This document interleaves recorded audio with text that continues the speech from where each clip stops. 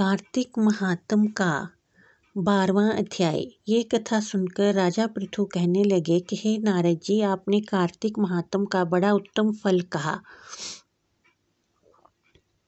अब कृपा करके तुलसी का महात्म भी कहिए। ये सुनकर नारद जी कहने लगे कि हे राजा पृथु, प्राचीन काल में सहस्त्रादि क्षेत्र में करवरीपुर में धर्मदत्त नाम वाला एक ब्राह्मण था। वह बड़ा ब्रह्म ज्ञानी, धर्मात्मा तथा ओम नमो भगवते वासुदेवाय इस मंत्र का जाप करने वाला तथा अतिथि सेवक था।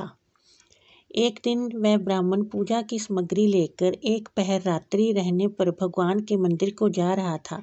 इतने में सामने से आती हुई एक भयंकर राक्षसी को देखा। बिल्कुल नगन, सूखी देह, काली, आगे को निकले हुए बड़े बड़े और टेढ़े दांत, लाल नेत्र, घुरघुर शब्द करती हुई ऐसी भयंकर राक्षसी को देखकर भयभीत धर्मदत्त ने तुलसी मिश्रित जल उस पर फेंक दिया। उस जल के शरीर पर लगते ही उसके सब पाप दूर हो गए। वह हाथ जोड़कर धर्मदत्त के पैरों पर गिर गई। तब धर्मदत्त कहने लगा कि तुम कौन हो और किस पाप के कारण तुम्हारी ये दशा हुई, ये मुझसे कहो। वह कहने लगी कि मैं सौराष्ट्र देश में भिक्षु नाम का एक ब्राह्मण था। उसकी मैं पहली पत्नी थी और कलहा मेरा नाम था। मैं ना तो कभी अपने पति से मीठे वचन बोलती, ना ही उसको खाने के लिए अच्छे फल व भोजन देती थी। ये देखकर जब मेरे पति ने दूसरे विवाह का निश्चय किया तो क्रोध में आकर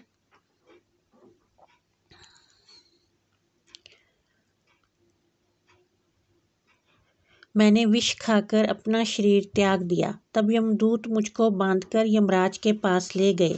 तत्पश्चात यमराज को चित्रगुप्त मेरे अच्छे तथा बुरे कर्मों को बतलाते हुए बोले कि महाराज, इसने कभी कोई शुभ कर्म नहीं किया, सदैव अपने पति के साथ द्वेष किया। ये सुनकर यमराज ने आज्ञा दी कि क्योंकि ये जिस पात्र में भोजन बनाती थी उसी में खाती थी, इसलिए इसको अपनी संतान को खाने वाली बिल्ली की योनि में भेजा जाए। ये अपने पति के साथ द्वेष रखती थी, इसलिए ये विष्ठा खाने वाली शुक्री की योनि में जाए। इसने आत्महत्या की है, इसलिए प्रेत योनि में जाए। सो महाराज, मैं 500 वर्ष तक इस योनि में फिर रही थी कि भूख और प्यास से दुखी होकर एक वैश्या के शरीर में प्रवेश करके कृष्णा और वेणी नदी के संगम पर आई। जैसे ही नदी के तट पर पहुंची, विष्णु के दूतों ने मुझे वैश्या के शरीर से निकाल कर बाहर फेंक दिया। घूमते फिरते अब आप मिल गए तो आपके तुलसी मिश्रित जल से मेरे सब पाप नष्ट हो गए। अब कृपा करके ये बताइए कि इन तीनों योनियों से मेरा छुटकारा कैसे होगा। धर्मदत्त कहने लगा कि तुमको देखकर मैं अति दुखी हुआ हूँ। तीर्थ, व्रत, दान ये कार्य प्रेत योनि में नहीं हो सकते। तुम्हारे पाप अधिक और पुण्य बहुत ही कम है। हमने सारी आयु में जितना कार्तिक व्रत किया है उसमें से आधा पुण्य मैं तुमको देता हूँ, जिससे तुम उत्तम गति को प्राप्त हो जाओ। तब ब्राह्मण ने ज्यों ही तुलसी मिश्रित जल से उसका अभिषेक किया और ओम नमो भगवते वासुदेवाय का मंत्र पढ़ा, वह कलहा प्रेत योनि से मुक्त होकर अग्नि के समान दिव्य देह धारण करके लक्ष्मी के समान रूपवती हो गई।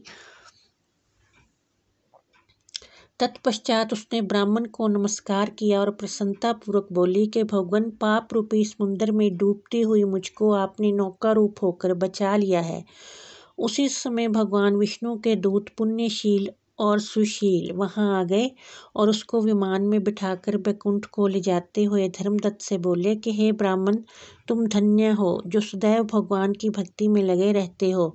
तुम्हारे कार्तिक व्रत के आधे पुण्य के प्रताप से ही इसको मुक्ति प्राप्त हुई है। हे विप्र, कालांतर में तुम भी राजा के कुल में उत्पन्न होकर बैकुंठ को प्राप्त होंगे। कार्तिक महात्म का 12वां अध्याय समाप्त। बोलो विष्णु भगवान की जय।